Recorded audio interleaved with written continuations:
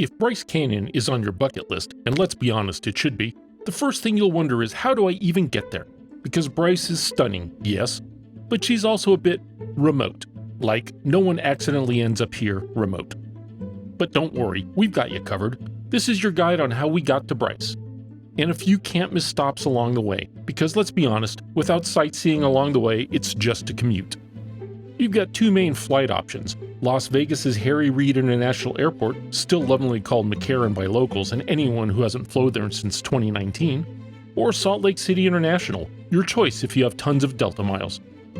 Both are about 4 hours from Bryce, but here's the deal: Vegas is usually cheaper. Why? Because the casinos quietly subsidize your airfare. You're basically flying on slot machine money. It's the only time the house really does let you in. It's also a great stopover if driving from anywhere in California south of the Golden Gate. It was certainly our shortest route from Southern California. We decided to make a night of it in Vegas before heading out and staying in the Fontainebleau. Sleek, modern, and just bougie enough to make you question if you should have packed nicer pajamas. Dinner at Mother Wolf was chef's kiss. Roman classics with Vegas flair, and possibly the best bread and prosciutto and pizza west of the Coliseum. Early verdict. This is to pizza whatever that baby thing was at the end of 2001 to man. Here's a pro tip: order more than you can eat so you can have leftovers for lunch the following day on the road. Next morning, we hit the road toward Bryce Canyon, but this isn't just one of those get-there drives. This is a roll down the window, blast your playlist, and keep count of how many natural wonders you can find on this trip. Our first must-see stop, Valley of Fire State Park, about 55 miles northeast of Vegas, with a 20-minute drive once you turn off the main highway. And just when you're sure you've made a wrong turn into nowhere, boom, alien-looking red rocks for days. Keep your eyes peeled for bighorn sheep. They blend in so well you'll probably spot one the moment you stop looking, or when you're standing in the visitor center parking lot eating snacks. The park is Nevada's oldest and largest state park, with 46,000 acres of fiery Aztec sandstone formations set against tan limestone and desert vistas. Mouse's Tank Road alone is worth the detour. We hiked the Fire Wave Trail, which was just reopened the day before we drove through. Or maybe we planned it that way. We'll let you decide. Let's just say it's better to be lucky than good. The Fire Wave is the park's star, swirling ribbons of red and white rock that look like the Earth's version of latte art. If your barista had a degree in geology. Also, you don't need to literally win a lottery to get a hiking permit like you do at the Wave in Vermilion Cliffs. Once you're there, push a bit further to hike through Pink Canyon. Think of it as an entry-level slot canyon hike to get you hooked on the hard stuff. Having this place all to yourself is pure magic. It's a short hike, under 2 miles, but bring water. It's dry here, like desert dry. The trail closes during the hottest months of summer, and even in October, water and a hat, partly for shade, mostly for the photo aesthetic, are a must. Next up, the Virgin River Gorge. You'll hit it driving from Vegas to St. George on I-15, and it's jaw-dropping. Massive cliffs, twisting roads. It feels like the highway accidentally wandered into a national park, or like someone turned the drama setting on Mother Nature to high. It's certainly in the running for the most spectacular place you couldn't avoid on this route. Then a real bonus: Kolob Canyons, tucked into the northwest corner of Zion National Park. It's like Zion's secret back room, the one locals only mention after you swear not to geotag it.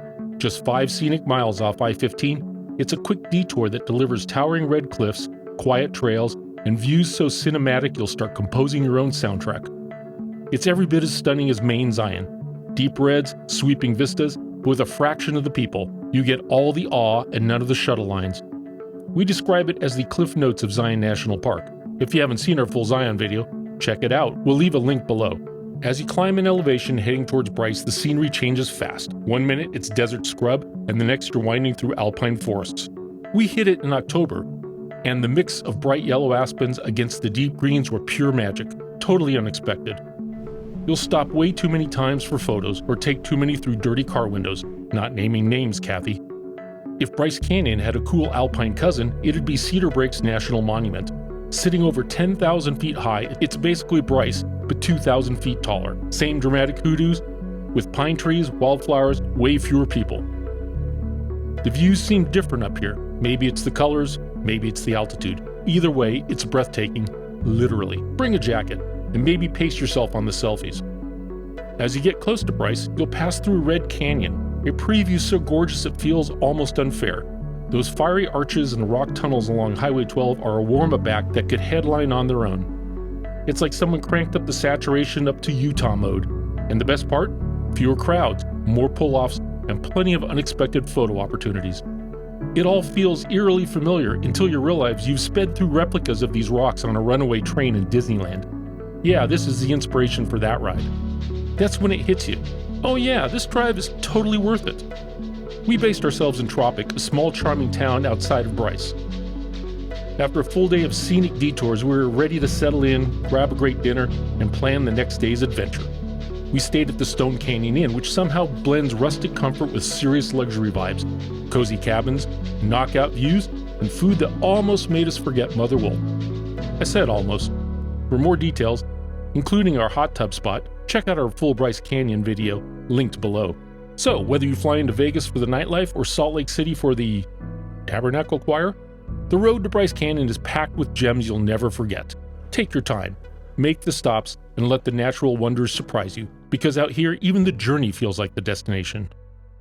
Don't forget to like and subscribe. Check out our other Southwest adventures. Thanks for watching.